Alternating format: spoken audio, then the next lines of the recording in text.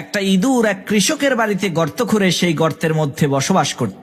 একদিন সেই ইঁদুর দেখতে পেল সেই কৃষক বাজার থেকে একটি ব্যাগে করে একটি ইঁদুর মারার ফাঁদ নিয়ে এসেছে। সেই কৃষকের বাড়িতে আবার একটা কবুতর, একটা মুরগি আর একটা ছাগল ছিল। সেই ইঁদুর সর্বপ্রথম কবুতরের কাছে গিয়ে বলল, ভাই কবুতর, আজকে তো তোমার মালিক ইঁদুর মারার একটা ফাঁদ নিয়ে এসেছে।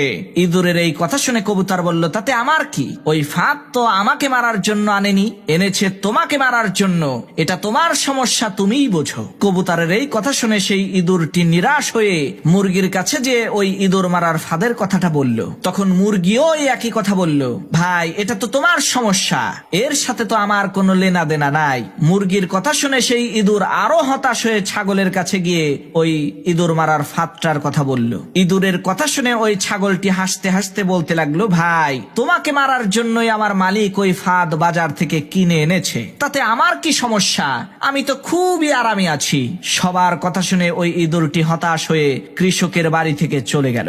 এদিকে কৃষকের ঘরে পেতে রাখা ইঁদুর মারার ফাঁদের মধ্যে একটা সাপ আটকে গেল। আর রাতের অন্ধকারে ওই কৃষকের স্ত্রী ইঁদুর মনে করে যখনই ওই ইঁদুর মারার ফাঁদটাকে হাত দিয়ে ধরেছে, আর অমনি সাথে সাথে সাপটা কৃষকের স্ত্রীর হাতে কামড় বসিয়ে দিল। তখন কৃষক তার স্ত্রীকে বাঁচানোর জন্য হাকিম কবিরাজ নিয়ে আসলো। হাকিম সাহেব চিকিৎসা দিয়ে বললেন, এই সাপে কাটা রোগীকে কবুতরের স্যুপ খাওয়াতে হবে, তাহলে ইনশাআল্লাহ খুব দ্রুতই সে সুস্থ হয়ে যাবে। সেই কৃষক হাকিমের কথা শুনে তার স্ত্রীকে বাঁচানোর জন্য ওই বাড়িতে থাকা কবুতরটিকে জবাই করে স্যুপ বানিয়ে তার স্ত্রীকে খেতে দিল।